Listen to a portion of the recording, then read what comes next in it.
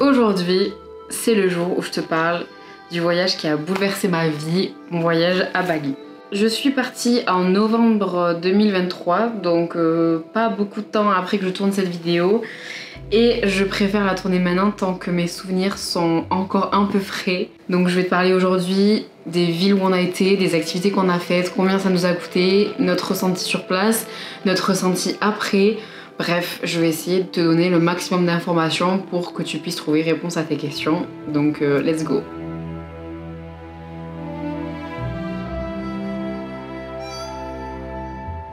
Je voudrais pas te manquer de respect, mais toutes les photos et vidéos que j'ai prises sur mon téléphone me permettront de te raconter en détail tout ce qu'on a fait sur place. Donc voilà, ne sois pas surpris si t'as l'impression que je fais autre chose que tourner cette vidéo. J'essaie juste de me rafraîchir la mémoire. Ok, donc pour contextualiser, avant de commencer, il faut savoir que nous sommes partis 10 jours en novembre 2023. Donc on est parti au début de la saison des pluies. Moi j'étais un peu peureuse, je t'avoue, de me dire que on allait partir vraiment à la pire des périodes où il va faire que pleuvoir sur place. Et moi je suis vraiment un chat noir sur ça, dès que je pars en voyage il pleut. Et j'avais vraiment très peur de ça, mais en même temps c'était quand même la meilleure période pour nous parce que ça coûtait moins cher, qu'on s'y était pris aussi l'été qui précédait novembre, donc on a tout organisé même pas 6 mois avant quoi. On a dû commencer à organiser vers juillet-août je crois, quelque chose comme ça. Et ce que je peux commencer par te dire, c'est que 10 jours sur place, c'est le strict minimum. Clairement c'est le strict minimum. Nous on pouvait pas partir plus parce que moi j'avais des contraintes pro en France et donc je me devais de rentrer à un moment donné. Honnêtement on serait resté plus, mais voilà, 10 jours, garde en tête, grand minimum. Moins, je te le déconseille parce que déjà le fait d'avoir le décalage horaire, tu vas mettre quelques jours à t'en remettre et tu vas pas pouvoir profiter au maximum sur place, donc voilà. Ok, donc je vais commencer par juste t'énumérer toutes les villes par lesquelles on est passé. Comme ça tu peux un petit peu visualiser notre trajectoire et ce qu'on a pu et réussi à faire en 10 jours. Je vais essayer de me souvenir des noms parce que j'ai un peu des trous de mémoire là, je t'avoue. Alors on a commencé par la ville d'Ubud. Ensuite on a été à Sidemen. On a été sur l'île de Nusa Penida. Ensuite on a été à Uluwatu. Et on a fini par Seminyak. C'est une ville à côté de Canggu. Ok, donc maintenant je vais te parler d'Ubud. Mais avant de te parler d'Ubud, j'aimerais te parler de nos premières impressions.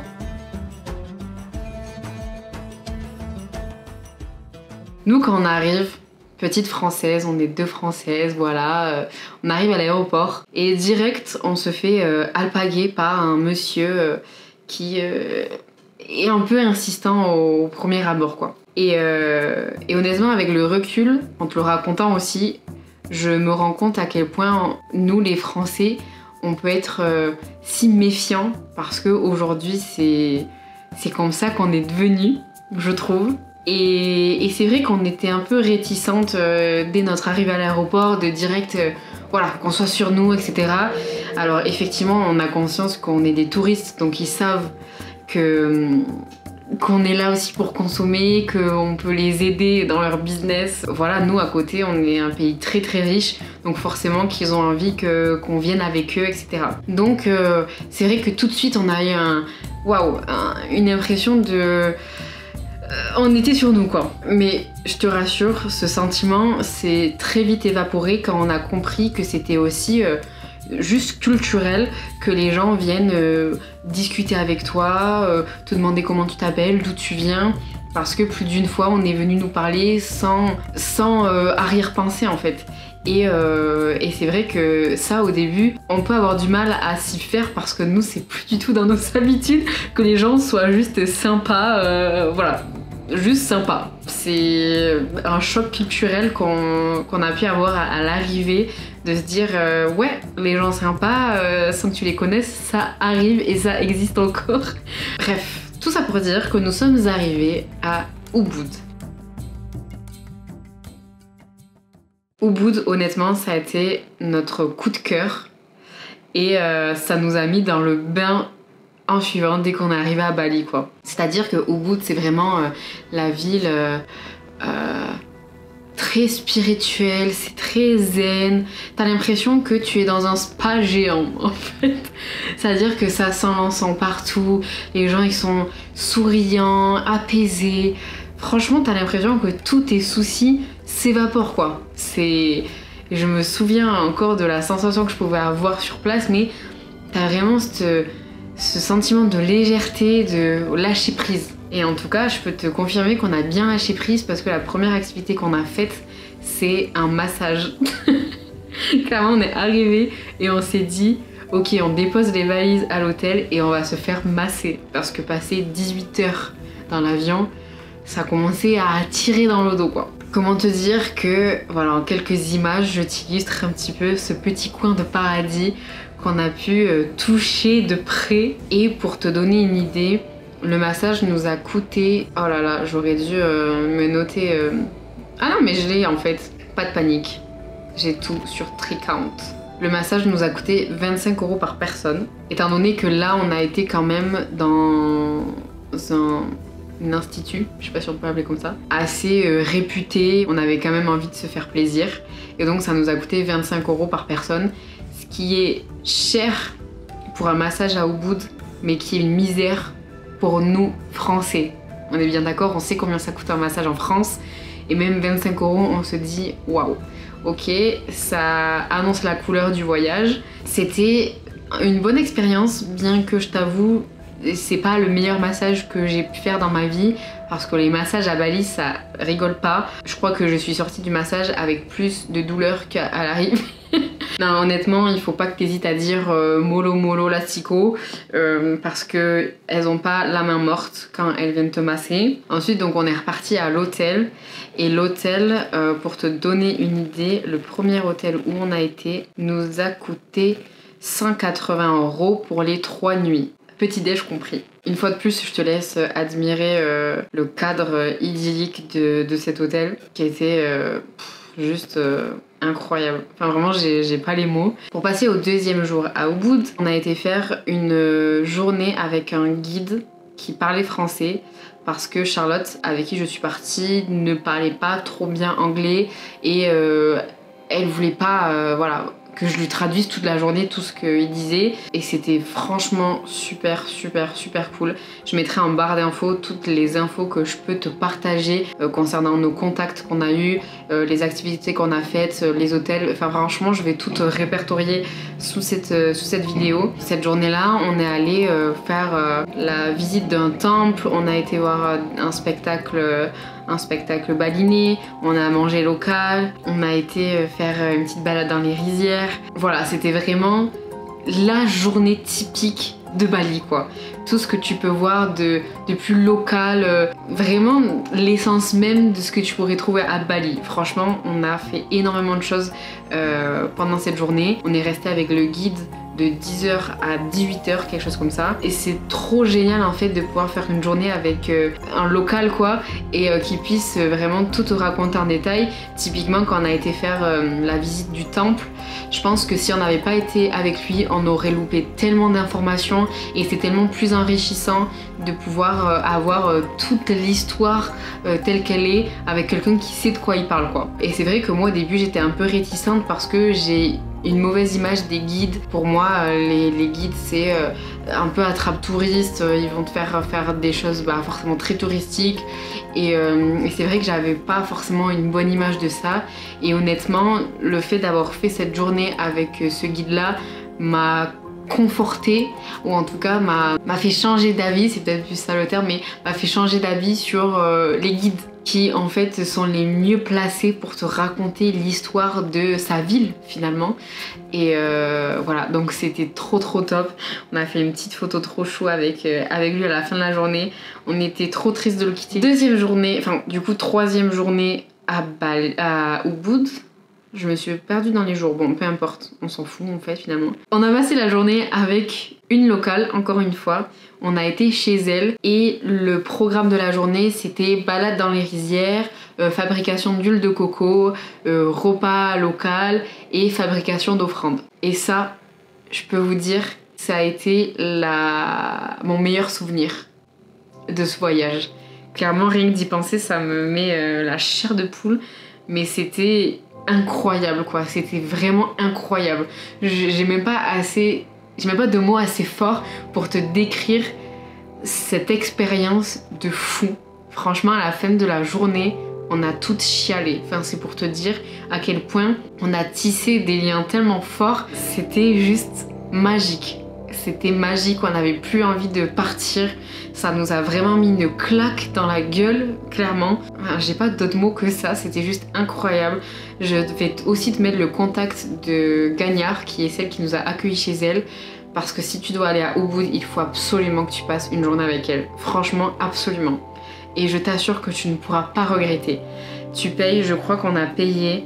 Et puis j'ai même pas envie de parler d'argent en fait, tellement c'est ridicule par rapport à l'expérience qu'on a vécue, mais c'est juste pour te donner une idée en fait. On a payé 10 € chacune pour une journée entière avec cette famille balinaise. Et encore, nous on a donné plus parce que pour nous c'était tellement rien quoi par rapport à tout ce qu'elle a pu nous offrir, c'était tellement généreux. Je me suis un peu arrêtée sur cette expérience parce qu'elle était vraiment folle quoi. Elle était vraiment folle. Voilà. Oui, c'est ça. Ça vient de son corps. Oui, c'est ça. Tu t'apprends pas encore. Ah, ça y est, tu as des trous. Tu as des trous. Et ça, c'est tout petit. Ah, Et pour ouvrir, ça, patience.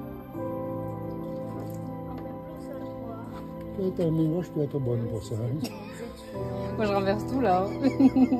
Bref, tout ça pour dire que à la suite de cette belle journée, on a été dans un resto-bar, enfin tu sais c'est les terrasses face aux rizières. On a été faire ça. Alors on a commencé par aller dans cet endroit qui est super connu des influenceurs, voilà, de toutes les personnes qui vont à Ubud. C'est vraiment un peu l'adresse à faire. Honnêtement, je t'avoue, on a fait demi-tour.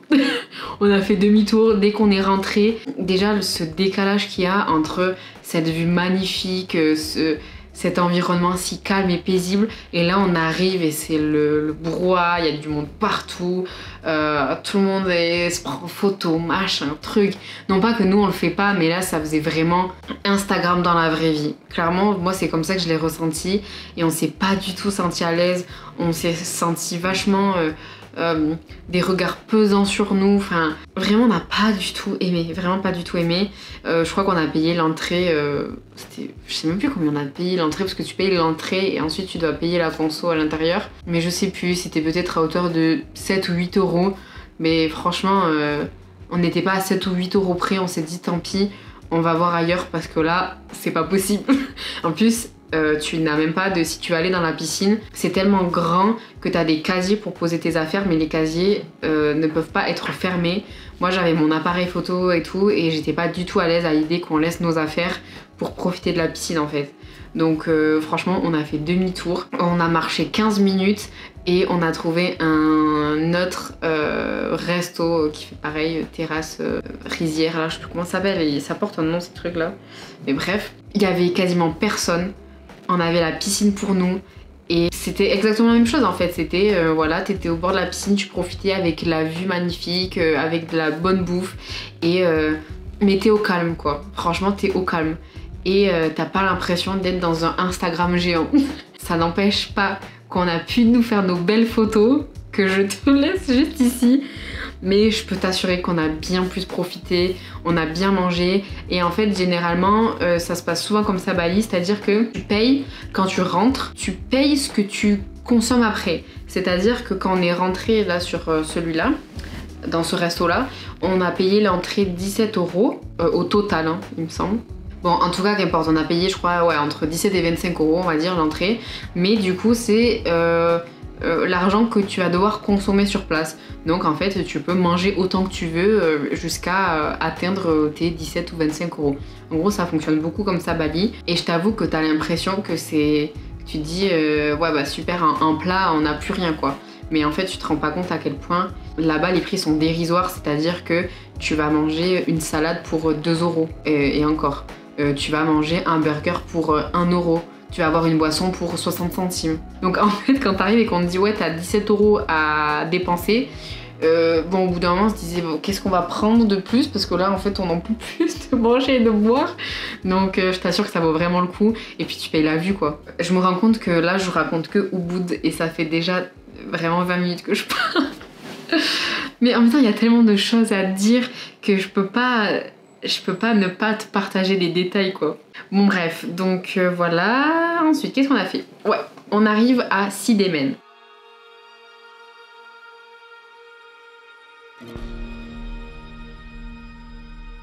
Donc là, on quitte Ubud, pardon. On quitte Ubud pour aller à Sidemen. Sidemen qui est une autre petite ville, enfin on peut même dire village, hein, parce que c'est clairement tout petit. C'est un peu le même principe que Ubud, c'est très zen, enfin c'est même plus que ça quoi. Parce que Sidemen c'est beaucoup plus petit, c'est beaucoup plus enfoncé dans la nature et c'est beaucoup moins touristique aussi que Ubud. Ubud, on n'a pas trouvé ça... C'est quand même touristique, mais ça allait, je pense, parce qu'on est aussi parti hors saison. Et voilà, on a eu de la chance sur ce côté-là. Mais c'est vrai que Sidemen, c'était pas du tout touristique. Enfin, clairement, pas du tout, du tout.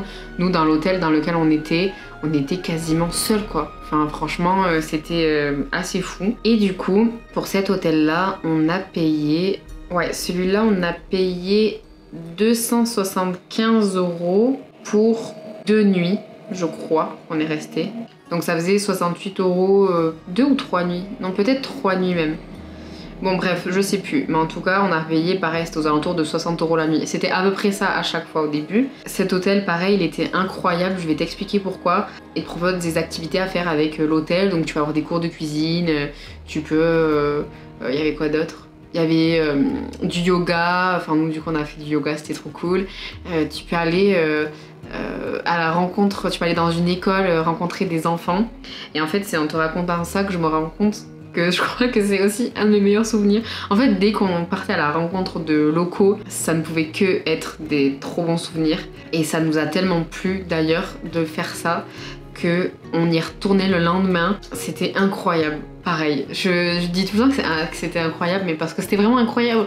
Et encore une fois, je vais te passer quelques images extraits de cette expérience, mais c'était complètement fou.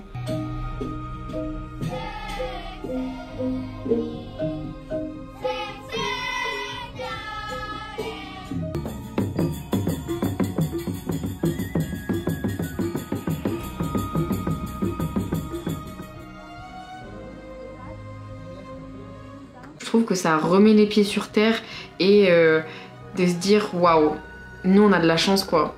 Non pas que eux ils ont pas de chance parce qu'ils sont heureux avec ce qu'ils ont, mais justement je trouve que c'est là où nous on se rend pas compte que on a peut-être 3 fois ce qu'ils ont, mais on est 3 fois moins heureux.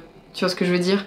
Et c'est là où je me dis que il faudrait qu'on remette de l'humain au cœur de nos vies parce que c'est tout ce qui compte finalement et c'est pas tout ce matériel, c'est pas tout ce bling bling, c'est pas ce toujours plus qui fera qu'on sera plus heureux. Je pense que ça se passe vraiment à l'intérieur et c'est un peu cliché de dire ça, mais moi je me suis vraiment pris une claque grâce à ce voyage par rapport à ça quoi. C'est pas des blagues quand on dit que le bonheur se trouve à l'intérieur, c'est vraiment vrai. Et moi ce voyage m'a révélé ce truc là quoi. Donc voilà, donc Sidemen ça a été aussi une expérience super chouette parce que on a pu aller à la rencontre de locaux avec des enfants. On a été fabriquer notre propre bague, ça aussi on a adoré faire ça parce que pareil c'est avec des locaux et ils sont tellement gentils en fait, ils sont tout le temps souriants, ils sont tout le temps à faire en sorte que tu te sentes bien, à toujours te demander si ça va, si tu comprends bien tout ce qui se passe, si t'as besoin d'aide, enfin ouais c'est vraiment fou à quel point ils ont la main sur le cœur quoi, c'est le cœur sur la main, je sais jamais cette expression. Le cœur sur la main sur le cœur, c'est plutôt la main sur le cœur, je crois que c'est plutôt ça. Donc Sidemen, ouais c'était vraiment dingue, c'est vraiment beaucoup, c'est du repos quoi. Sidemen t'y vas, tu te reposes. À la suite de ça, on a été à Nusa Penida.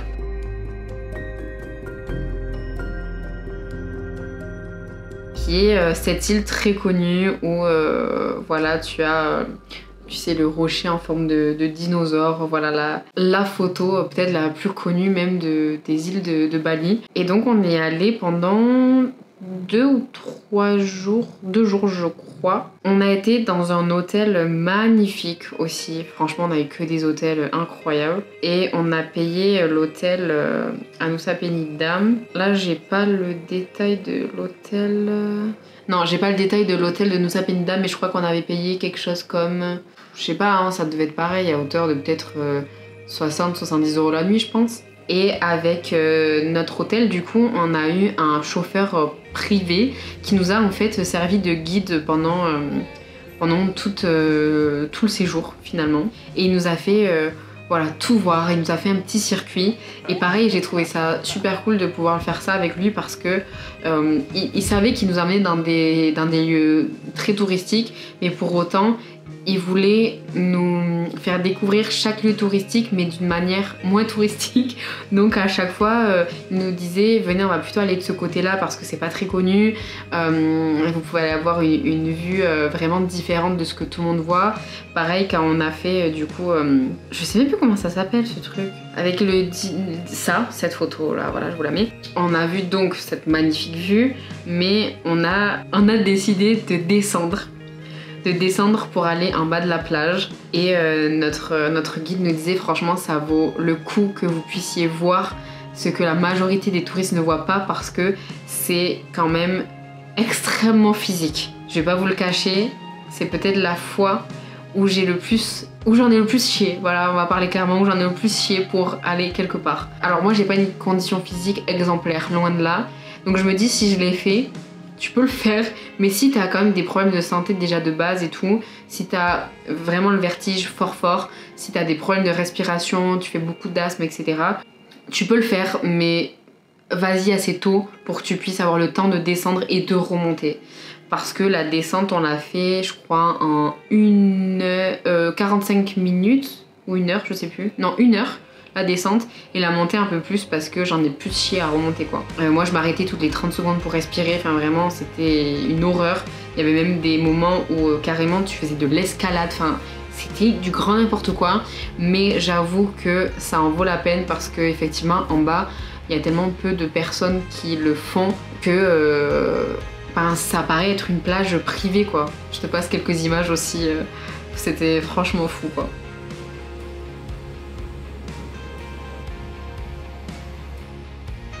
Ensuite, le lendemain, pareil, on a été voir Diamond Beach, qui est à couper le souffle, honnêtement. Pareil, je te montre des photos, mais pour te dire que c'est vraiment ce que tu vois dans la vraie vie. Là, il n'y a pas de mensonge de photos. Moi, tu sais, en plus, je suis photographe et j'ai cette facilité de me dire, bon, je verrai sur le moment parce que on peut tellement tricher avec des photos que, bon, voilà. Je t'assure que ce que tu vois là sur mes photos, et ce que tu vas vraiment voir de tes propres yeux. C'est vraiment incroyable. C'est le maître mot de cette vidéo. C'était vraiment incroyable. Et tu dois descendre un petit peu pour aller à la plage, mais c'est quand même rien à voir par rapport à ce qu'on avait fait la veille. Je t'assure qu'une fois que tu as fait ce que tu fais quand tu descends le dinosaure là, tu peux tout faire, hein, clairement, voilà. Et après, voilà, le soir, on a fait petit resto avec le guide. On l'a invité parce qu'il a été tellement adorable avec nous. C'était vraiment... une expérience super de pouvoir faire ça avec lui, c'était un jeune et tout, donc on a franchement trop rigolé. Donc après Nusa Penida, direction Uluwatu.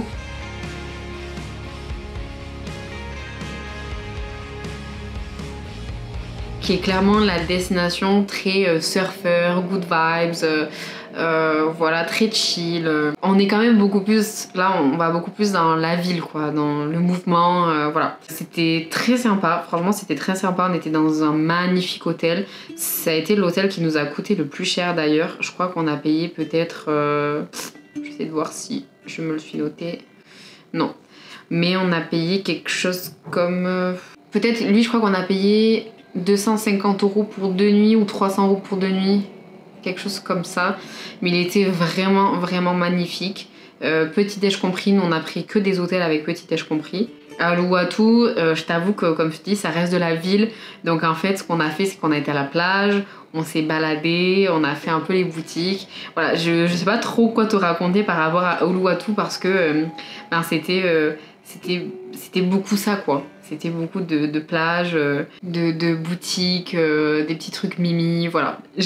En vrai, pour le coup, tu vois, je finis cette vidéo en n'ayant pas grand chose à te raconter de plus sur Uluwatu parce que, ouais, juste c'était cool, mais on n'a pas eu autant de coups de cœur par rapport aux premières villes où t'étais vraiment imprégné dans la culture balinaise, quoi. Je me réfère aussi à mes photos et vidéos, et tu vois, sur Uluwatu, j'ai pas grand chose. Voilà, je t'avoue que je vais pas avoir beaucoup de choses à te raconter. On a été voir un spectacle, mais pareil, c'était très sympa à regarder, mais c'est là où on s'est rendu compte qu'on était vraiment là dans la destination touristique plus quoi. C'était encore une fois très sympa, mais on a moins aimé. Voilà, j'ai pas envie de te dissuader parce que c'est quand même très joli à voir, il y a de très belles choses, c'est quand même pour autant très apaisant quand même, mais voilà, ça reste plus de la ville.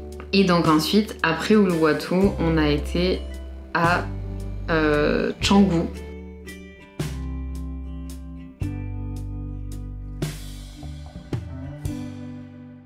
Canggu, bon l'hôtel, on a été dans un hôtel, je t'avoue vraiment classique quoi, enfin pour le coup, enfin du coup c'était à Seminyak. On a pris l'hôtel, on a pris un truc assez classique, enfin rien de fou, et je crois qu'on a payé, je sais pas pareil, je crois peut-être 50 € la nuit, quelque chose comme ça. C'était pas moche, hein, pas du tout, hein, justement, hein, ça fait un bel hôtel à la française, mais pour le coup rien de très atypique quoi. Canggu, pareil, on a fait les magasins, on s'est baladé, voilà, pareil, je sais pas trop quoi te dire de plus parce que c'était beaucoup de balades en centre-ville, des beaux cafés, des beaux restos, on a bien mangé quand même, mais voilà, il y avait rien de très marquant quoi, selon moi. En fait, nos meilleurs souvenirs se sont surtout passés au début du voyage entre Ubud, Sidemen et même Nusa Penida, c'était très très chouette. Après Uluwatu, Canggu, c'est sympa, mais si t'y vas pour rencontrer du monde, faire la fête, faire les boutiques,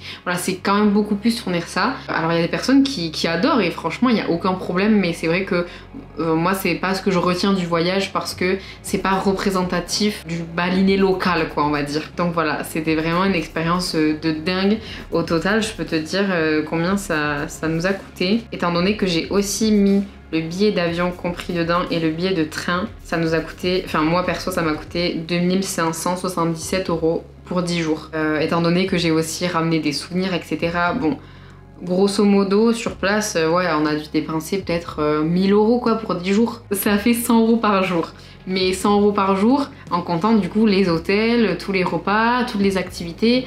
Enfin c'est rien du tout quoi. Et encore une fois, voilà, on s'est fait plaisir. Clairement, on s'est fait plaisir, on s'est pas limité, c'est aussi un peu le piège parce que comme tout est pas cher, tu te dis bah c'est bon, je dépense, c'est aussi un peu le piège, mais voilà, on regrette rien du tout. Justement là, je vais finir cette vidéo en te disant que non, franchement, on regrette rien parce que même si on a moins aimé les dernières villes, enfin je parle pour nous deux, mais moi perso, je suis quand même contente d'avoir vu de mes propres yeux et je sais que ben, si je veux repartir à Bali, ben, je ferai moins les villes comme celle-là en fait et beaucoup plus me concentrer sur des petits villages où en tout cas tu peux vraiment être plus proche des balinés. Et ouais non franchement on regrette rien du tout. Moi juste j'ai été malade, vraiment le Bali Belly, je sais pas si ça te parle mais c'est vraiment une tourista vénère. C'est sûr que j'y retournerai, nous on a fait principalement le sud, mais j'aimerais repartir en faisant le nord qui est beaucoup moins touristique. Et ouais, j'en garde que des bons souvenirs, je t'avoue que je suis très nostalgique de ce voyage. Je regarde très souvent nos photos et vidéos et on en parle très souvent avec Charlotte en se disant que waouh, on aimerait bien y être à nouveau quoi. Tellement c'était une expérience de dingue.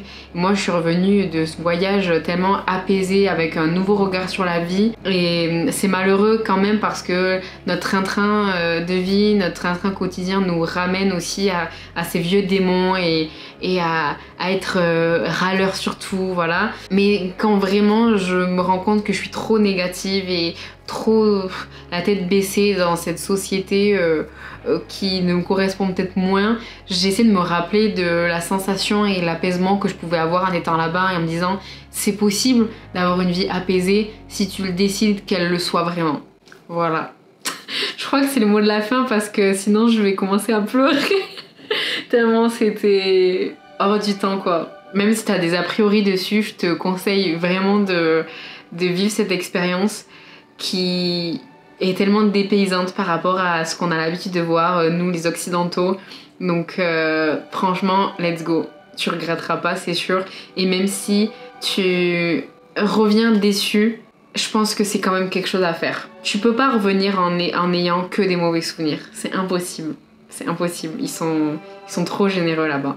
Bon voilà, je pense que je vais terminer cette vidéo comme ça. J'aurais pu encore dire tellement de choses, mais je pense que ça fera peut-être même l'objet d'autres vidéos. Là je me suis vraiment concentrée sur ce qu'on a fait sur place, le circuit qu'on a pu faire. J'ai essayé au mieux de te dire tout ce que je pouvais te dire. Je sais qu'il y aurait encore tellement de choses à dire, c'est hyper frustrant, mais je pense que tu as déjà pas mal d'éléments qui te permettront de te faire une idée de cette expérience quoi. J'espère que cette vidéo t'aura plu. J'aimerais trop en faire d'autres sur d'autres voyages que je pourrais faire à l'avenir. Et peut-être que j'en ferai d'autres sur Bali, mais du coup en concentrant plutôt le sujet sur les choses à prendre, pas à prendre, les choses qu'il faut savoir, pas savoir. Peut-être quelque chose voilà, d'un peu plus ledge. Là je t'ai raconté quasiment tout notre séjour quoi. Donc voilà. Il faut vraiment que je clôture cette vidéo, sinon je vais repartir et tout te raconter encore d'une autre manière. Si t'es arrivé jusqu'au bout, merci de l'avoir regardé jusqu'au bout et on se retrouve très vite pour une prochaine vidéo. Ciao ciao. Elle est finie cette vidéo.